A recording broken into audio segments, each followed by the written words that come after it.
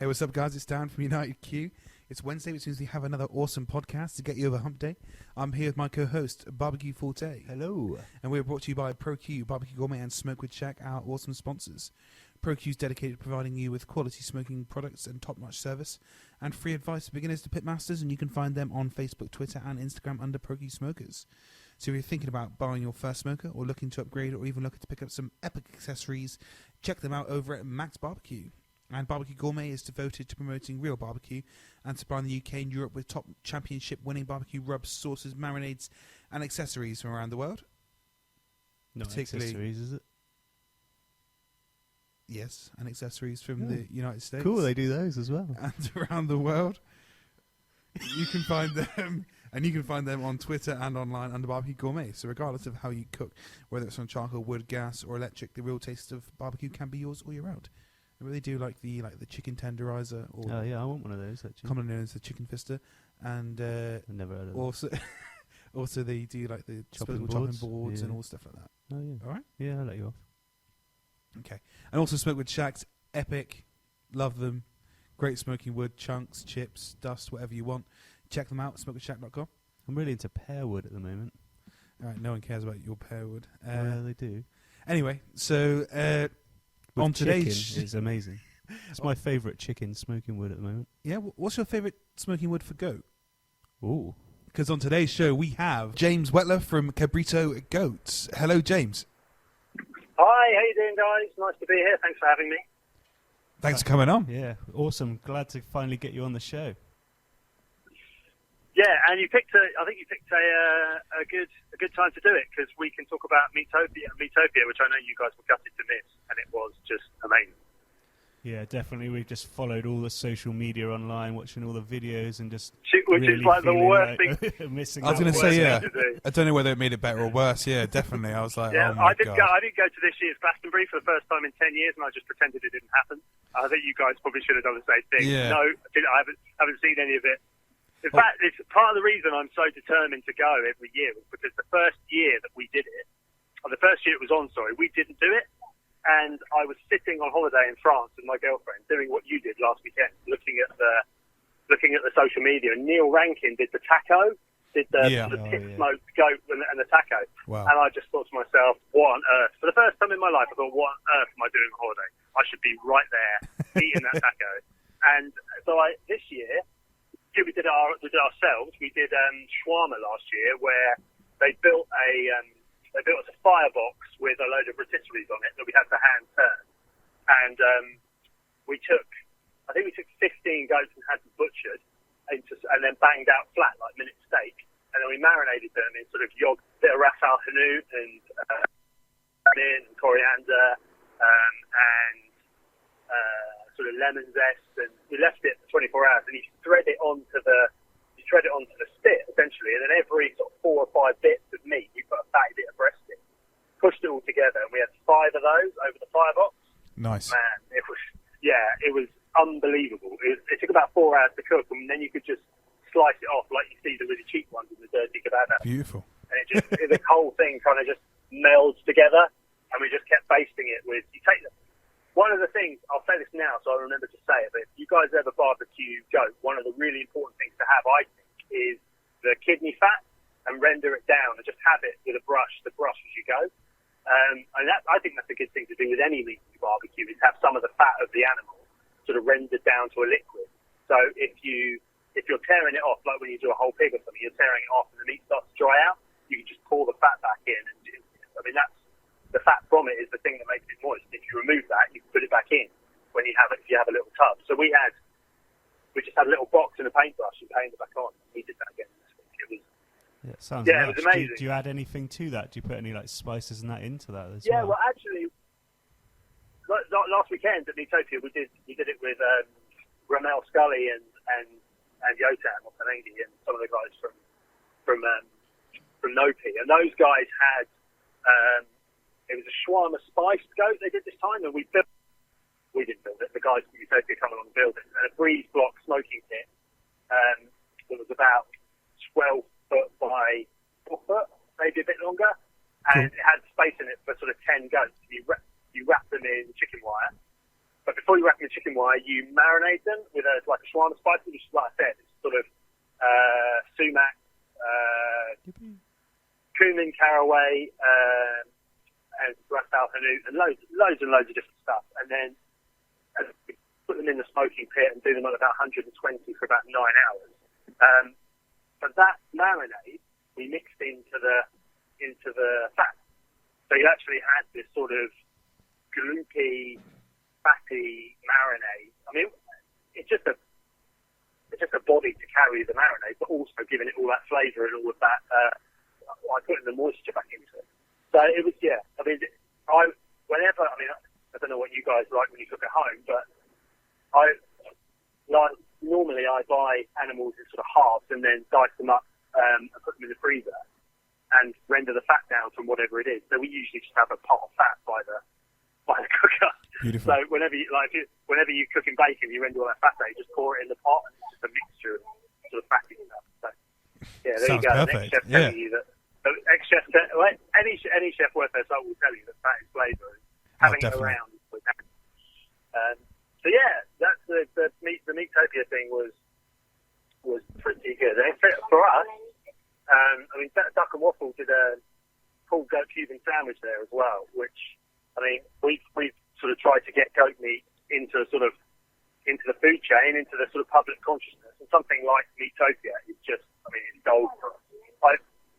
A photograph of DJ Barbecue talking about our goat and Meatopia, or Dan Turkey from Duck and Waffle talking about it, or Yotam Ottolenghi and Mel Scully talking about goat.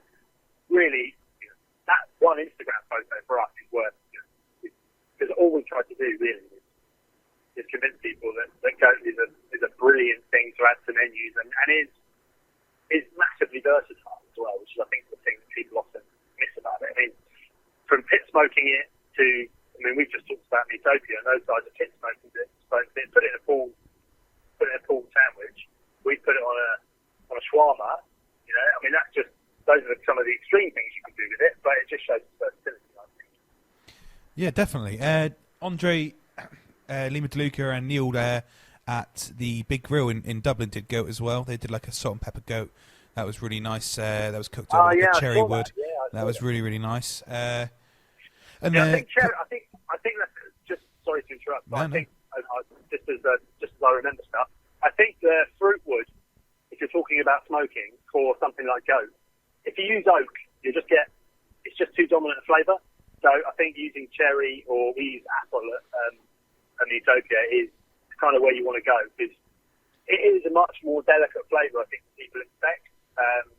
But we can talk a bit later about why that is. There's lots of reasons why it's not kind of a strong goatee. Awesome. Cool. Well, I was just going to say then, I mean, we could even touch on it now. For people that haven't tried goat before, what could you compare the sort of flavour to, or how would you describe the flavour to them? People always ask me this question, and it's really, really hard to answer because it's so taste is so subjective.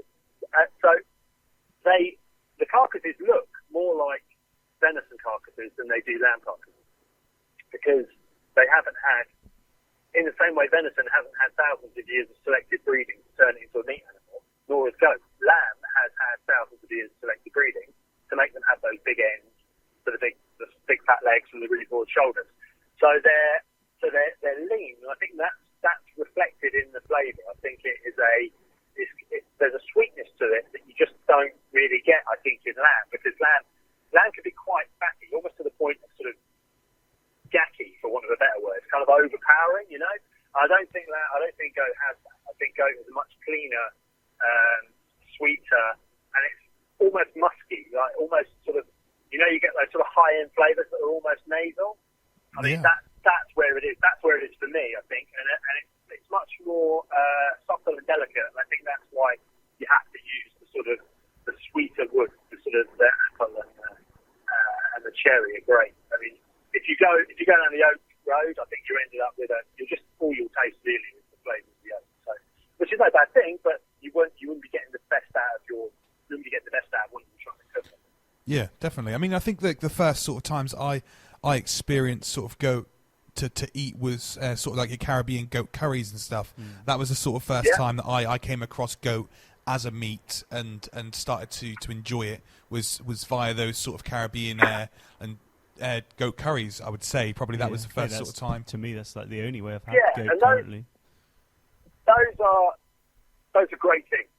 I mean, I'm a big fan of global food, and I love a Jamaican goat curry. I love some of the goat curries that come out of the Middle East. But those are using, and they've all got their place in sort of wider food culture, but they're using a different ingredient. Those dishes will be made with older goats. So in this country, that usually means the cull nannies from the dairies that have fulfilled their usefulness in terms of milk production, and then they will be sold on at quite a cheap price. And a lot of them end up in sort of those Asian supermarkets, and that's where you get your goat curries from. And those are great, but that isn't what we're selling. That is the equivalent of goat mutton. And in a lot of cultures, mutton is interchangeable between goat and sheep. And what we sell is the lamb version of goats. Young animals about 7 months old, about 22 to 24 kilos dead weight. And that's a very important distinction because of the flavour profiles of those two animals are very different, and the way they behave when they're cooking is completely different. The reason you're talking about curries and sort of slow cooking is because the older animals are much tougher and they're much more flavoursome, so they're much more they're much stronger in flavour. So they'll take the sort of the stronger, more punchy things, that jerk flavour, which is quite powerful. The older goats will stand up to that. So what we sell is, as I said, is kind of the lamb version, which is much younger, honestly, it's a completely different product. I think you're not really comparing the same thing. But as I said, that's not to say that they're bad in any way. It's just they're very different. So there's a lot of reasons why this country has never eaten sort of the younger goats. And I can go into that a little bit if you want. I mean, it's quite a long, and there's kind of some anthropology in it, and it's quite a lot. But I think it's fascinating. I mean, definitely. Let's get in there. Yeah, I think it was first brought to our attention probably by when Jimmy and Jamie did it on the TV last year. They went. I was supposed to be on that, and they dumped me for Orlando Bloom. Can you believe it? That Orlando Bloom. I was supposed to come into the edge of the pier thing and talk about goats, and ended up putting Orlando Bloom on. He must have just swanned in and nicked my spot right at the last minute. I can't believe it. My ego will never recover, I don't think, from being upstaged by Orlando Bloom. But no, I mean, that's Lizzie, who does Cotswold Kidney, and I'm delighted that she got that sort of recognition, because I know that it meant that she sold almost everything she could produce, which is brilliant for a small producer. So I was really pleased that, because as we were the first people really to do the kid goat thing in any sort of large scale. So it's nice to see someone else sort of get a bit of the limelight and sort of draw more attention to it. So it doesn't feel like it's just us all the time, because people just get bored of listening to me all the time. I think. So yeah, going back to why we've not really got. I mean, it just seems insane to me, and it always has been insane to me, that humans have been eating goat for 10,000 years, and it's not something that we consider a staple of our diet in the UK. And that's part of the reason why I was so convinced that if we could get it off the ground, it would eventually take sort of to a wider audience to become more popular, because there can't be anything inherently wrong with eating them if the rest of the world does. It's just, and genuinely, the rest of the world eats goat. We stand out like a sore thumb in our culture that we do not eat goat meat. And I mean, I'm a bit of a geek when it comes to sort of food history and food politics, and I was really interested as to why. And when you dig into it, it goes all the way back to the sort of 8th and you're gonna tweet this to one of those Emmy Joels that with one of the teeth out of the glasses. This is really dirty. But it goes all the way back to the 8th and 9th century, wherein the UK's wealth was built on the wool trade. So we were a nation of sheep farmers, because the wool was worth more than the meat carcass.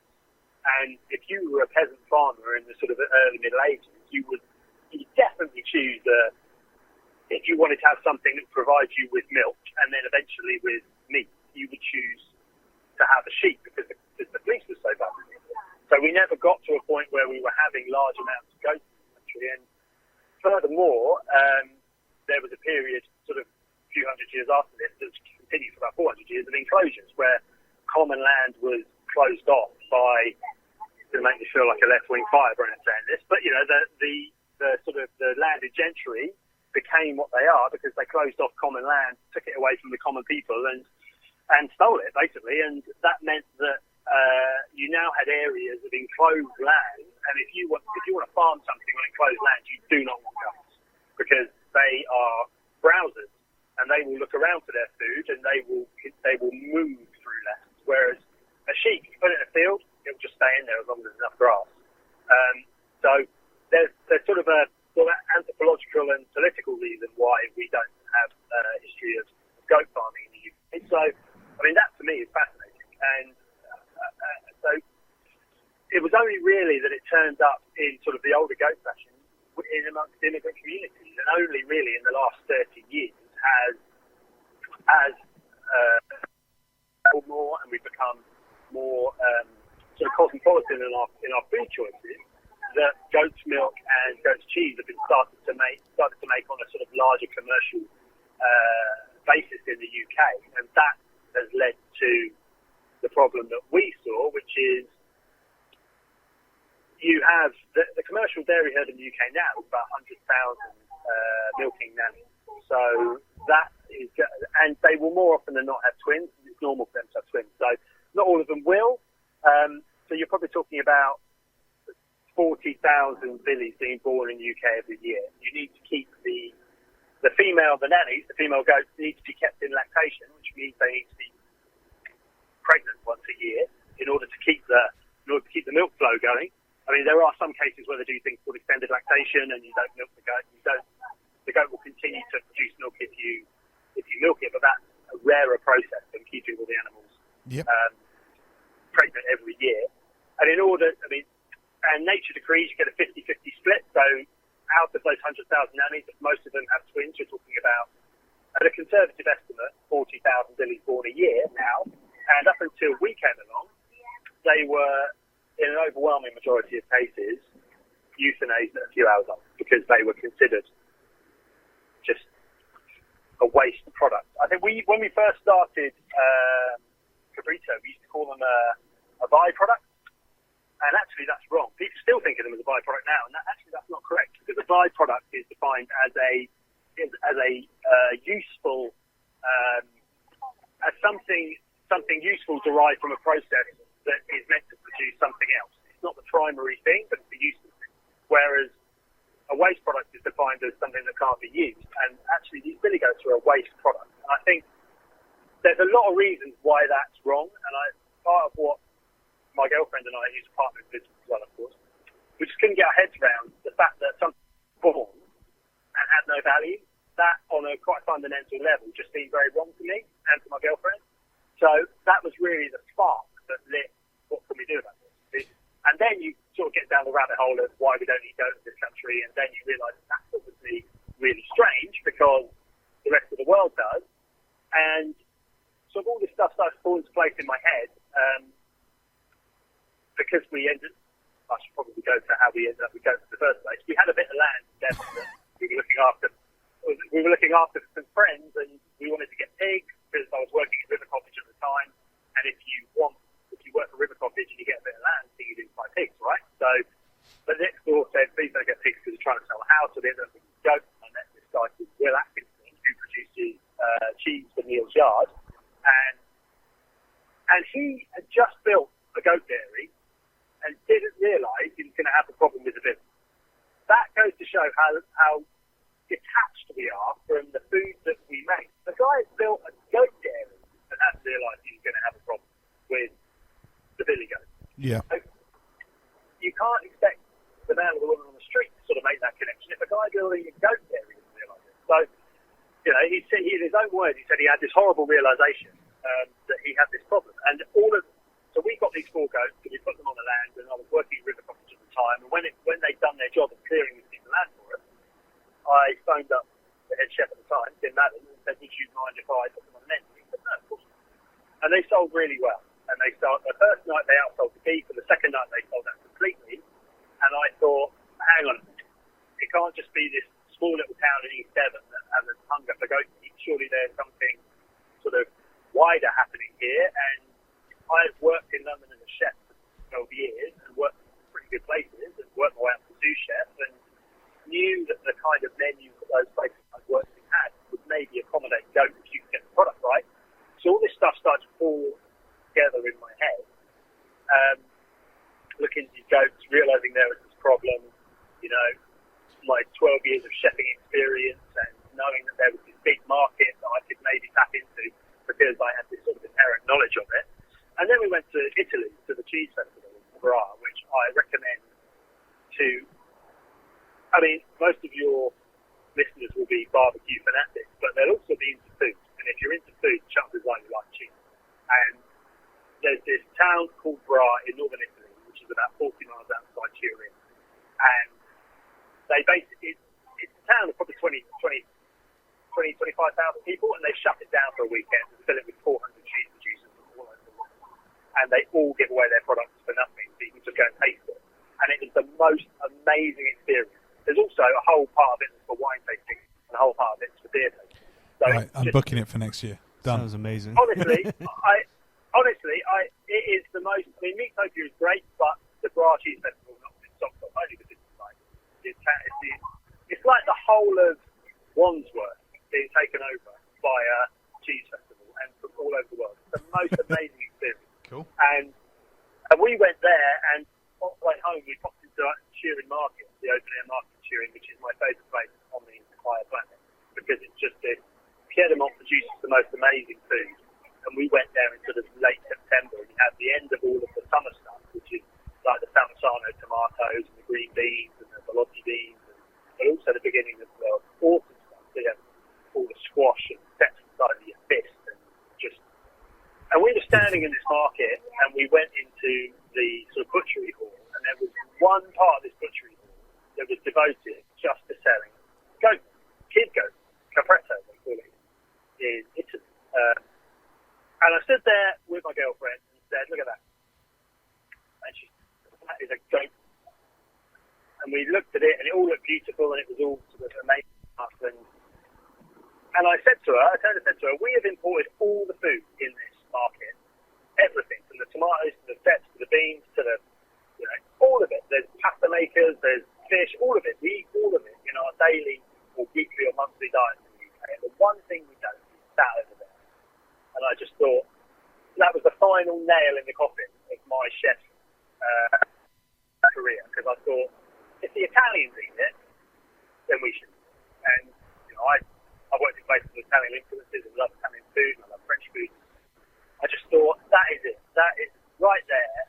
There is this huge and growing problem of, you know, the ethical problem of yep, all the bellies getting slaughtered every year. And you couple that to this global cuisine and the supply that is available, and the change in the British public perception towards food. I mean, again, getting quite nerdy about it, this country's food culture was absolutely decimated by the Second World War and rationing, and we lost so much of, I mean, so many breeds of pigs we lost during the Second World War because everything was just like, you know, we lost so much of our food culture that it's taken us 50 years to get back on our feet again.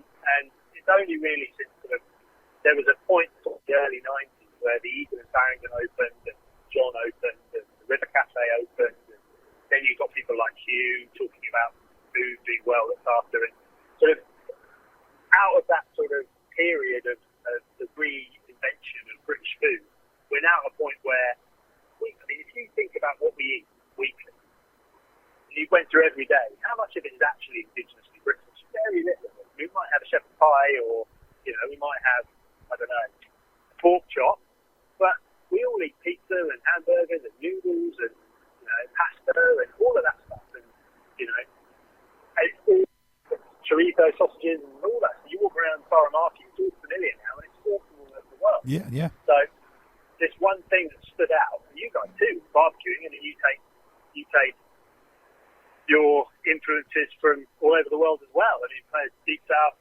America, all the way through to sort of tandoori ovens and all that stuff. So, given all of that, we just thought there is a massive problem and growing problem because the UK goat dairy industry is growing at a phenomenal rate at the moment, and there is this new. It's almost, and it felt at the beginning, it felt like a new ingredient. We were going to chefs with new ingredients, and that is just bizarre, considering humans have been eating goats for 10,000 years, and it's been part of our diet, part of our culture as humans for so long. But I was reading about this guy called Uzzi the other day, who was found in the Italian Alps in an ice floe, and he died, I think he died 3000 BC, and they found bits of goat protein in his stomach, and his shoes were made out of goat leather. I thought, man, that was amazing, you know.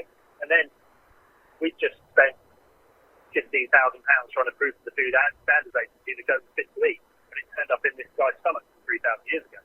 Like, well, so I mean, yeah. So that's kind of the genesis of Cabrito was, you know, completely unintentional, all the way from having a few goats in a field in Devon through to a moment of clarity in a marketplace in Turin, and it wouldn't have happened if I hadn't been a chef in London for as long as I was, because other people have tried to get goat meat off the ground in the UK and failed, and I think failed because they didn't have enough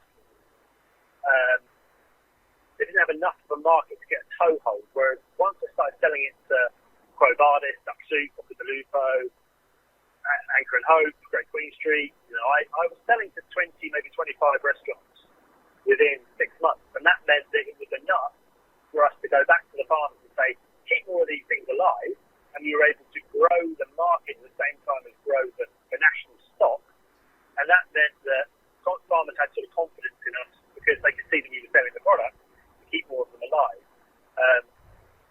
And then we started getting in newspapers, and he turned up on TV a couple of times. And I think another reason why we had the success early on that we had was because when I'm telling you that it's good meat, then you might believe it. But if someone like Jeremy Lee, who's been one of the best chefs in London for the last 30 years, is taking it and putting it on his menus and then tweeting amazing photographs of it, it's no longer me just saying it's good. It has that sort of... it's got a status attached to it as well. Yeah. And it has a kudos attached to it that I can't give it myself just by telling. But anyone selling their own thing's always going to say how great it is. You need other people out there using it and trying it. And I don't know, also at the same time, like when there's something new on the scene that has that sort of bravado of like people like just buy it because it's something new and just something unique. But then at the same time, this is something that actually has survived that. It's not just this new fad of goat meat. People are actually still on their menus. People are loving it. People are still buying it. It's very popular and it's just growing. Yeah, it was really. I mean, I've been a chef in London and watched things like pig cheeks come and go, and ox cheeks come and go, and you know there was a point where everyone had pig liver, and you know, everyone had chicken liver parfait was one that I've been through as well, and I've seen trends come and go in cooking, and learned a lot in that. You know, every time a trend comes along, you master something, then it goes away, and something else comes along, you master that. It's a good way of learning stuff. But I was really keen. A couple of things want to happen. One, for it to be a trend generally, and now it makes me laugh because almost every year or almost every season, I read the new hot trend this year in food is going to be goat meat, and someone's been writing that article for the last 3 years. So that pleases me because it means we're still around. We haven't phased it out. But I also didn't want it to become a London thing, you know, and people outside of London, places like Manchester and Liverpool and Brighton and Bristol, to say, you know, it just feels like a cool London chefy thing, you know, that horrible word hipster, get attached to it and then everything's lost, you know. So I worked really hard on selling it to places in Bristol, and we sold to Quincy Red, rest in peace, now gone. We sold to Bell's Diner, and we sold to the Lido and the Epicurean, and these guys, the Epicurean have been great supporters of us, as has Freddie at the Lido, and so I went up to Manchester, and we supply a couple of places up there. Mary Ellen was the first person to put it, who had the Aubrey, another rest in peace restaurant. I mean, that was a great place, and Mary Ellen will go on to do wonderful things in Manchester, I'm sure. But she put it on the Great British Menu, and that was the first time that it had been on TV, and it sort of literally started it, and that was a big thing. But I was really keen for it not to be a trend, because those trends come and go, and I wanted it to be more to last more than that, because a trend might have sorted out the goat problem for a couple of years, but then the goat problem would have come back. Yep. It needs to be sustainable. I think when you go, like we spend our time going around all these sort of food festivals and stuff like that, and goat now is just so common actually in them, and people, like I said, over in Dublin, Neil and Andre were doing the goat. Like I say, Meatopia sort of, it seems like goat was almost at the star of the show at Meatopia, it sounds like, and like we're seeing it in Bristol, Grill Stock. I mean, going all over, even down in Plymouth at like a food festival. I've seen people cooking with kid goat and stuff like that. So it seems like it really has sort of seeped out through the sort of I would say sort of veins of Britain, and people are cooking it everywhere, and it is becoming more and more common. Yeah, and that I think that is for a long time it's very easy to penalise farmers that put the animals down and say that, they just don't care about the animals, and they look at that big nasty farmer knocking that billy on their head. The fact that it's taken off in the way that it has shows that there are farmers out there that want to find a solution. So those animals have been reared by farmers. They've not just been, those animals have been reared typically for meat. The farmers have taken a big risk, because one of the inherent problems with goat meat is that the billies, because they're the product of the dairies, and the nannies provide the product of the dairies in the milk, when you have a newborn billy, you have to feed it a milk replacer. And that milk replacer is usually branded like a lamb rack or something, and it can cost about £1 a day. So you can have a 10-week-old billy goat that's got 70 or 80 pounds worth of milk inside it, and that's a massive upfront cost for a farmer to bear. And you can't expect it to bear that cost if it doesn't have an end result. It doesn't have a market for that meat, which is why we've had to build the national stock up to keep the demand, because the animals wouldn't exist otherwise. So there's a lot of people out there doing it that aren't me, and that's a great thing, because that means there are a lot of farmers out there that are looking for a solution and have seen that there is this growing market for goat meat, and have said, I'm going to stop knocking these billies on the head, because I didn't want to do it in the first place. I just couldn't afford not to. So the minute a market pops up, the farmers are agile enough and smart enough to recognise the opportunity and take these animals and rear them to meat. So I think the farmers get a really hard time in the media, and to a certain extent people just believe there's a lot of bad farming practices out there. Not my experience. My experience is that farmers want to do the best for their animals, because they all know that happy and healthy animals produce better milk, produce more milk, produce a better quality milk, or they produce a better meat product in the end. So now, for the last 25, 30 years, the British dairy industry has had a problem with billy goat. And some of them have decided not to talk about it, some of them are very open about what they do with it, but in the end, it's not a great story that or an overwhelming majority of the billies born on a farm are euthanized at first. But now they've got a different story to tell, and that story is they've recognised that there's a market for it, and they're doing everything that they can to promote it, and there is now a good news story. Yeah, definitely. Through educating people that is what's happening, and the fact that, again, like you said, the reasons why we don't eat it, and also, again, the fact that the rest of the world, going back to almost 3,000 years ago, have all eaten goat. So, it's a once you start educating people of these things, it becomes a bit of a no-brainer as to why wouldn't we be eating goat, and why not? So, James, one of the challenges in that is that because they have the milk powder, they end up being really expensive. So they are, they're the price of organic land. They're sort of twice the price of your sort of Tesco's own brand, grown in from New Zealand. So they are an expensive product, and that's one of the barriers that we have to get over. And trying to explain to people why it is expensive, because people have this sort of folk memory of goat being, I don't know, sort of scrawny and smelly and tied to a post with a bit of string and eating hats and plastic bags and, living in eating trolleys and whatever gets teeth on, that kind of thing. And actually what we're producing is a very high quality, well-farmed, well-looked after, well-reared meat animal. And we're just trying to change the perception of goat a little bit so people will accept the fact that it's more expensive and maybe make that choice when they're purchasing and accepting that it's more expensive. Because if you're eating goat's cheese or if you're drinking goat's milk, then there is it's not your responsibility, because I don't think you can really use that kind of, you can't put people on a guilt trip about the shopping choices that they make, because not everybody can make the same choices. But maybe instead of buying lamb every time you go to buy something for your roast, think, do you know what? By buying goat's cheese or by buying goat's milk, I'm contributing to that system that produces these waste products.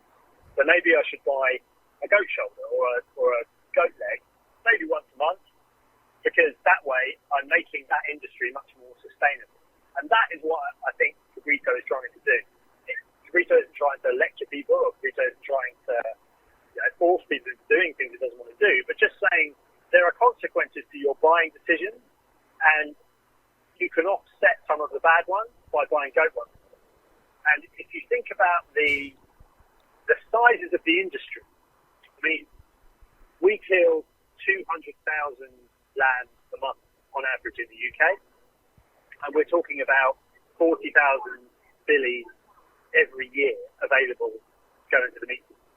So not everybody has to change their eating habits, and not everybody has to eat goat all the time. But if everybody bought goat once a week, the filly problem would go away, and it would take care of itself. And then you've got a wholly sustainable, from a sort of environmental standpoint, you've got a wholly sustainable goat industry, which is amazing. I mean, the holy grail of farming is dual purpose animals.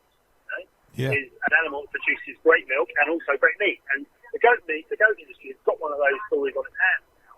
It just needs to make goats more popular, and things like Utopia and podcasts like this and articles in newspapers are just the way that it's going to happen.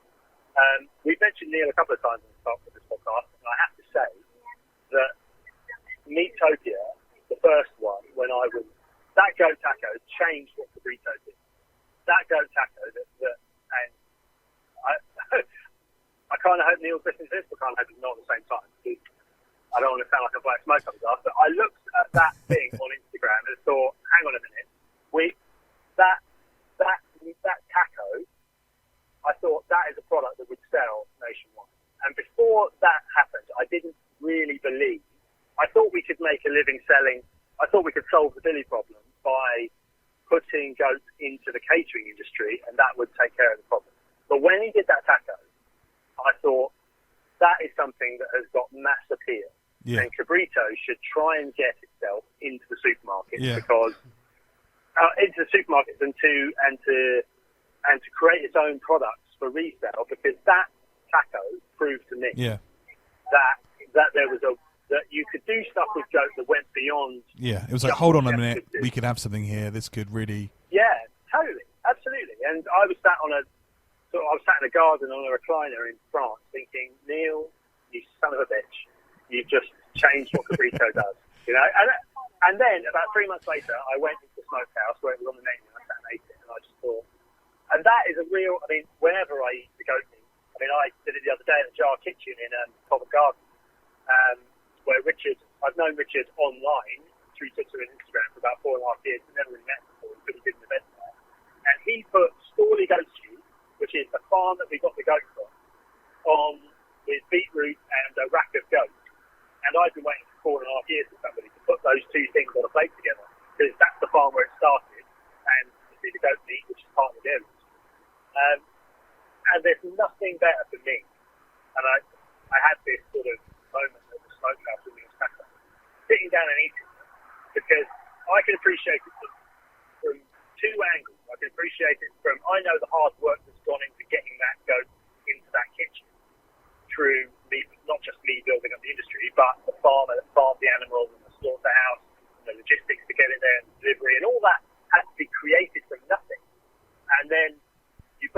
hands of a chef, and I know the process as well. And I've been following Neil on Instagram just long enough to know that he did a tour of the Deep South and met masters and ate some great places, and that goat went through a thought process in Neil's head and came out as a taco. And then I sit in the pub and eat it, and I'm aware of all the creative process behind the sort of chef's invention, but also the hard work and logistical disaster that it is to run a goat business. And you put all that together, and I sit and eat it. And I just think that is a real moment for somebody like me, and I'm sure other producers feel the same about theirs, because for being able to see it from both sides, it's a real moment now for someone like me. It's amazing. But that taco really did change the way that Cabrito thought about what it could do. And it was the moment that we really made a pitch for supermarket. Yeah, so you've touched on it there, like supermarket-wise. It isn't a common thing still, is it, to see goat meat in the supermarket? What No. you're doing to work towards that, and when do you think we'll expect to start seeing more goat? Because you're saying people should buy it once a month, but it's not a really easy thing for people to do at the moment, is it? Yeah, I mean, we're in Ocado, which is sort of the first step towards having it on the shelf in an actual physical supermarket. The process of getting it into a supermarket, I mean, I would not do it again. In fact, I had a conversation with my girlfriend not very long ago about would we do this whole thing again, given that if we knew how it turned out. We both agreed we probably would, because it's just been... The process of getting into a supermarket probably cost us anywhere between £45,000 and £55,000, because there are so many things that you need to do in order to take a product from a slaughterhouse and get it onto a supermarket shelf, in terms of not just the simple stuff like photographs and promotion shots. All that involves food styling and a photographer that charges you £200 a day. And then you have to do the design of the packaging, which is another £200 a day. So just getting the packaging together probably costs us £8. And then you have to do things, this is what I was talking about when that bit of goat meat turned up in his stomach, and he'd been eating it 3,000 years ago, we had just done food analysis, whereby you take a piece of goat meat, you send it off to a lab, and they analyse the microbiology of it. And it took us about 8 or 10 times to get it through. They tell you that it's not fit for human consumption if it doesn't have a certain shelf life. And there's some quite complex microbiology going on inside goats because they're ruminants. And that microbiology feeds through to the meat, which means it has quite high microbiological loads in comparison with something. Get those nerdy energies out again. Here we go. And it has quite a high microbiological load in it, in comparison to something like beef. And that means that it has a shorter shelf life. So we had to prove that the food is actually edible for human consumption, because no one else had ever done those tests before. So that each one of those tests cost about £800, and we had to do that just to prove that you can put it on the supermarket shelf and people weren't going to die when they ate it, which is insane when it is sort of the world's most eaten red meat. It's just insane. So then we had to find a packager, a distributor, and a butcher, cutter, and then we had to do the promo, and then we had to do the product trial runs, and obviously without a market for the product trial runs, those just end up going out of samples. So you add all that stuff up, and it gets upwards of sort of 45, 50 grand. And that is just to put a bunch of products on the shelf. You know, that without all the effort that goes into building the national stock up to a point where you've got enough to supply the biggest online supermarket in the country and keep your restaurant business going. So there's an awful lot of challenges involved in all of that. And yeah, it's an expensive process. And You've done it now. You've done the hard work, so now you're... Yeah, and that's what Ocado did. Ocado basically sent up a flare to all the other supermarkets saying that goat is now a supermarket standard product, and hopefully we'll start reaping the rewards of that pretty soon. But there's an interesting point in that there's probably a lot of small producers out there like me that would never have been able to do that. But how many other products are there around that are kept out of supermarkets because it's so insanely expensive to get your product on the shelf? You know, we walk into supermarkets and think, wow, look at all this choice. And that's nonsense. Everything that's on those shelves has been selected by supermarkets for us to buy. You know, we have an illusion of choice. The choice is only made by the food buyer. So that we were in a position, because we built Cabrito up to a point where Cardo came to us, that we thought it was worth the investment. And there must be hundreds of producers out there doing great things that will never get an access to that wider market. Yeah. Because there's this walled garden created by supermarkets, only let certain products in. Yeah, and even then, I mean, it's still a massive gamble, because, you know, you're not, once you're on a supermarket shelf, you're not guaranteed that spot forever. You've still got performing sales to, which is, you know, why I never say no to any publicity. I just keep banging the drum to go for, because I know that if we don't keep selling it, then it'll be pulled off the shelves, and then you've got all these goats all over the country on farmers that aren't going to suddenly stop eating just because they're not on the shelves anymore. So it's being on a supermarket, being in the supermarket is not a goal in and of itself. It's the fluid sort of system. You have to keep working at it and keep justifying your place on the shelf. So that's why we keep doing Ocado would be the place that you would send people now if someone's at home listening to this podcast and goes, right, I want to cook some goat. How are they going to do it? Yeah, I mean, if they're in a place that Ocado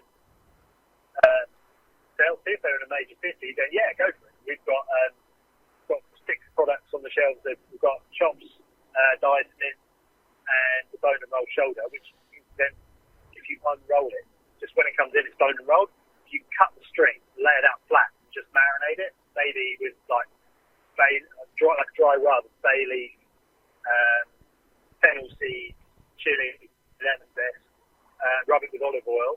If you just roast that or just throw it on the barbecue, you can cook it in 15 minutes and then just slice it really thin, sort of wrap it in a taco or wrap it in a burrito,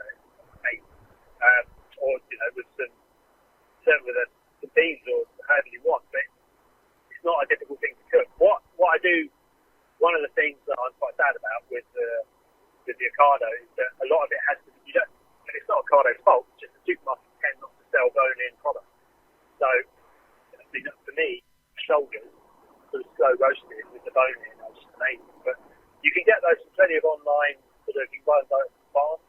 Like I said earlier on, it's not all about Cabrito and all about what I do. There are plenty of small goat farms all over the country, as we've talked about with the people down in Plymouth, and there's guys up in Northumberland that are rearing goats. And find your local supplier, you know. I mean, Cabrito does what it does, but it doesn't have to all be us. Support your sort of small local producer and buy a whole carcass and fill your freezer up. Have some fun butchering. There's plenty of tutorials online. You know, there's plenty of. Your sort of podcast listeners are probably a bit more adventurous than your average sort of supermarket shopper.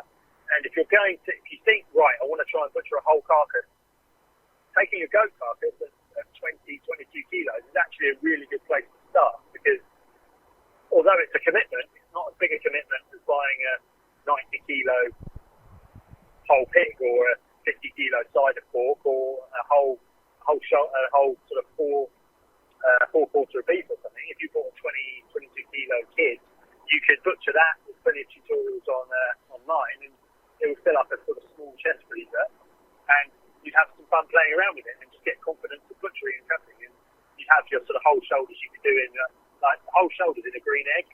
They're just fantastic, and they're really simple. Just a really simple dry rub or a really light marinade. Just doing 120 for 4 or 5 hours, and you're away. And the legs are the same. The legs are just the legs. It'll take a bit longer with the bone in. The easiest way to cook the legs is probably just to bone them out, butterfly them, slash them, dry rub them, and shove them on the grill. You know, there's no.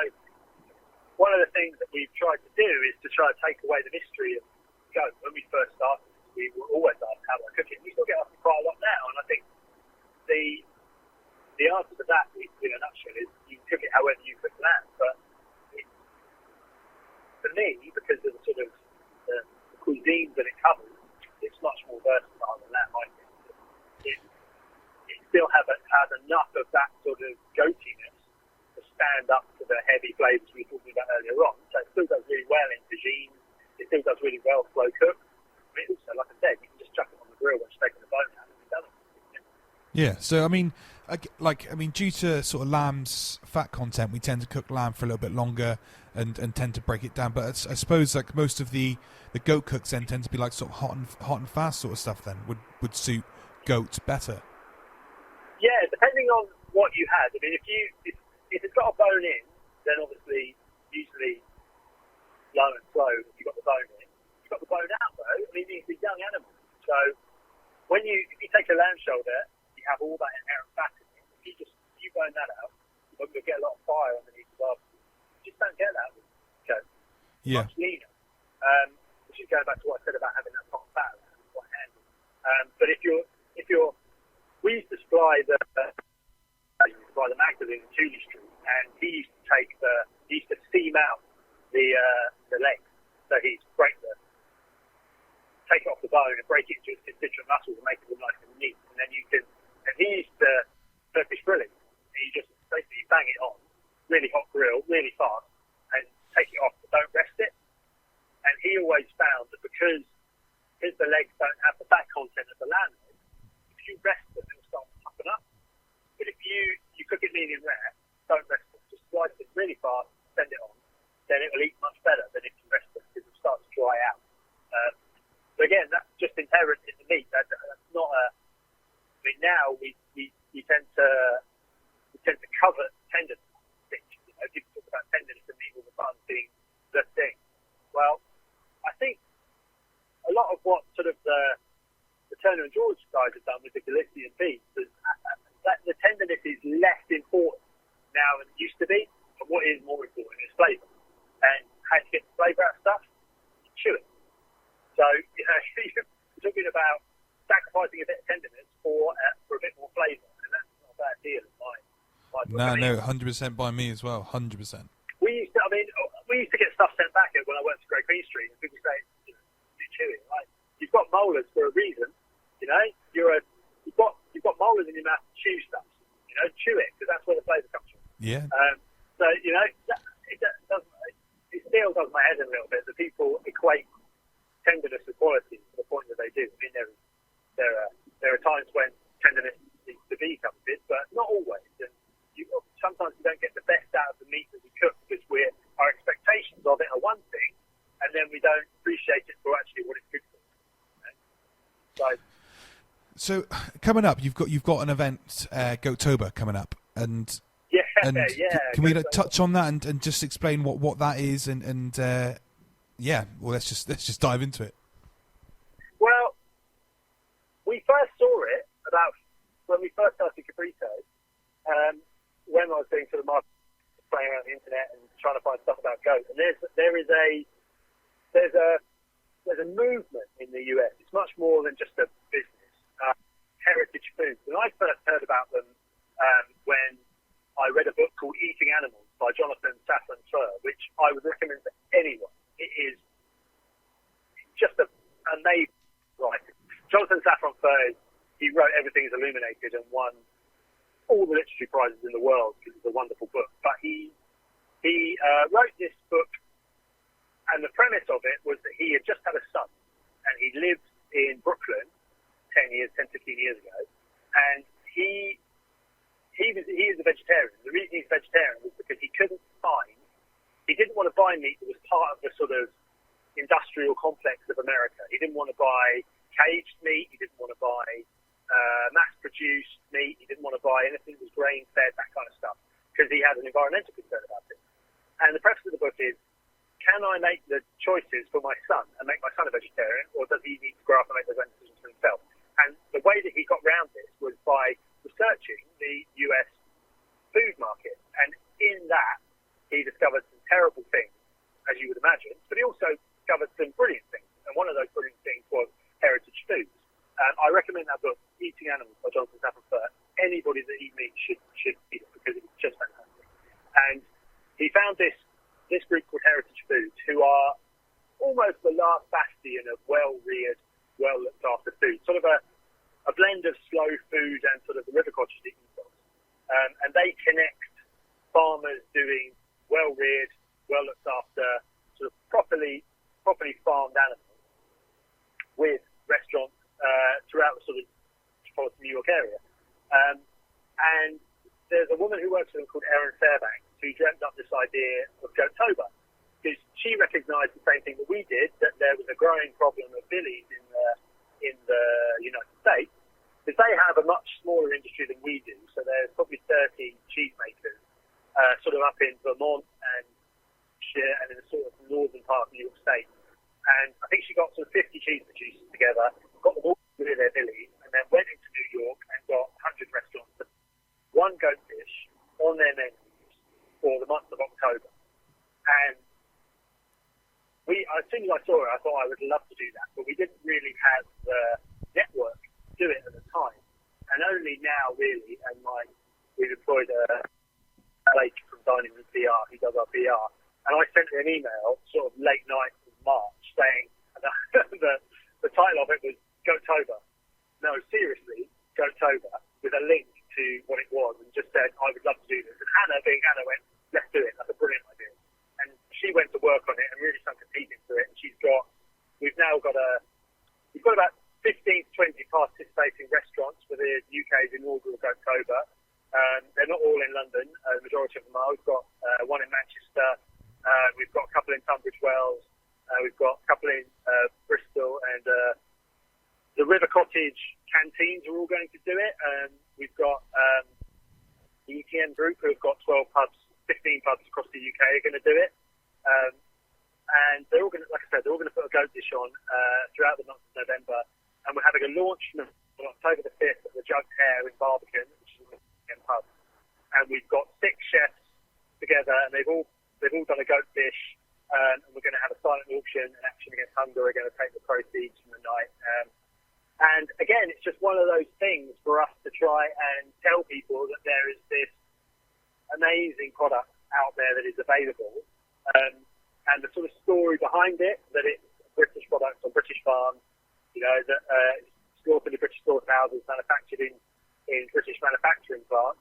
So it's a contribution to British farming, which again doesn't always have the best reputation, but now the sort of UK dairy industry and the farming is working sort of closer with us and with other producers to try and solve the problem. So what Goatober really is trying to publicise the British goat meat industry. And I've been very clear from the start that it's not just about Cabrito and what we do. It's open to anybody that produces goat meat, or any restaurant or any bar or any food producer that wants to feature goat. Use #Goatober, which we've taken with consent of Heritage Foods, and just get involved. Don't wait for us to tell you how to do it. Just look at the hashtag, see what we do, and take it. And I'm hopeful that any goat producer out there, I'm really keen that it doesn't become an annual PR exercise for us, because I just think it's doomed to fail if that's the case. If it ends up just being us that does it, the world is cynical enough to just think it's all about Cabrito and their goat sales. What I'd like it to be is all the goat producers getting together, and all of there's many restaurants that feature goat on their menus, do it in October, and just try and publicise this brilliant meat. And like I said earlier on about when Jeremy Lee cooked it right at the beginning, it takes away that how do I cook goat problem, but it also gives it kudos that from that cook that allows us to sort of just say, it's not just for currying, it's not just for steaming, it's not difficult to cook, it's really accessible, and it's damn tasty. Because, one of the truths of Cabrito is that all the ethics in the world don't matter if it tastes like it. Doesn't taste very good. I'm about to swear that again. Cut it out. All the ethics in the world don't matter if it doesn't taste very good, but it tastes delicious, and that's why it's got a future. We could talk about how ethical it is to eat it, and if it was horrible, you'd turn it over. But it is an amazing thing to eat. It's really tasty, and the more people that try it, the more people will have, hopefully, that will try it themselves and find their local supplier or buy it online or do whatever how you do it. And each person that contributes to the billy problem goes away. So I think that's what Goatober is about. It's a PR stunt, but it's not just a PR stunt for us. It's a PR stunt for the good of goat. for the good of goat. Yeah, for British farming, and also for cooks like you who just go, wow, there's this cool new thing that I can put on my barbecue, which I've never done before. You know, you might be getting bored of just, you know, whatever it is you're doing. Beer can chicken, right? We've done that. You know, whole pork loins, we've done that, and you know, all that stuff. Oh, there's this new thing that I can try, and that's exciting fact. You know, it's a good thing for consumers as well. Because it's whole protein out there. They can just dig in. I'm going to get involved, Goattober. Yeah, definitely. I reckon we should even do a Goattober video special or something. Yeah, we'll do a Goattober something. something. Goat and we're going to get involved. I might change it to Goattober Fest, though, and drink loads of beers as well. Yeah. Well, goat and beer, there you go. Goat and mezcal, that works. I think mezcal September or something like that. I don't know. But we're going to try and get there's guys that do a thing called Black Cow Vodka. And Black Cow Vodka is made from the whey of cow's milk, and it's produced on one of the farms that produces goats with us. So we're going to try and get to do a vodka cocktail, a Goattober cocktail. So there is news coming about Goattober. You've got to be kidding me. You've got to be kidding me. There you go. We have to get some puns in somewhere. He's been working on that all day. Yeah, there aren't many left that I haven't heard of anything. But the goat, the sort of the Goattober thing is a very silly name, but it's a very good idea. And my hope for it is that it will become sort of an annual thing where sort of industry gets together and tries to do some events, and just to remind people that there's a good reason why you should be eating this thing all year round. Awesome. It's a great product. It's a good news story. I mean, like I said before, the dual purpose nature of the goat. I mean, that's an amazing thing. Fantastic. Right, well, we are at the hour mark, so I am going to jump in there and put an end. I told you, just pull the cord and I'll talk. Well, no, we would just say listening is really interesting. It's nice listening to a podcast. I forgot. I was talking so much I've forgotten you were there. I thought I was just talking to myself. the number of times I've been out and I just get a little nudge in the ribs. Like, shut up, James. You're just talking about goats again. But there we go. Well, no, but it's all about educating, and I feel that I've learned. Yeah, I've learned loads today. So fantastic. Thank you very much for coming on the show. Anytime, guys. Anytime. I look forward to the Goattober video podcast. Let me know, and I'll hook you up with some goats for sure. Yippee. Awesome. Yes. Wicked. We'll definitely do a few bits. It'll be fantastic. Looking forward to it already. So thank you very much, mate. Thanks, Cheers guys. for coming on, and Cheers. we'll. Thanks for having me on. No worries, thanks for coming on, mate. Speak to you soon. Cheers. Bye. Thanks for tuning in, guys. We've recorded yet another awesome podcast to get you over Hump Day. As always, we're brought to you by ProQ Barbecue Gourmet and Smokewood Shack, our epic sponsors. And ProQ is dedicated to providing you with quality smoking products with top-notch service and free advice for beginners to pitmasters. And you can find them on Facebook, Twitter, and Instagram under ProQ Smokers. So if you think about buying your first smoker, or looking to upgrade, or even looking to pick up some epic accessories, check them out over at Max Barbecue. And Barbecue Gourmet is devoted to promoting real barbecue and supplying the UK and Europe with top championship-winning barbecue rubs, sauces, marinades, and accessories from around the world and the United States. And you can find them on Twitter and online under Barbecue Gourmet. So regardless of how you cook, whether it's on charcoal, wood, gas, or electric, the real taste of barbecue can be yours all around. Just in case I confused you there, the United States is part of the world, so I meant to say from the US and around the world. But anyway, so also we have the amazing, awesome, legendary Smokewood Shack. Smokewood Shack delivers quality smoking wood every time. They provide the smoking goodness and you provide the talent. So if you're looking for smoking wood chunks, dust, chips, or planks, then head on over to smokewoodshack.com, and you can find them on Twitter at Smokewood Shack. And so goodbye from me. And goodbye from me. Ciao. See you later. Ciao. I'm going to cook goat better than you. I genuinely was just about to say the same thing. But Mike, obviously, guys, when we both cook goat, my goat recipe is going to be about a million times better than Ben's. So you probably just want to ignore his and just cook mine. Anyway, catch you soon. Ciao for now. I'm the best cook. Bye.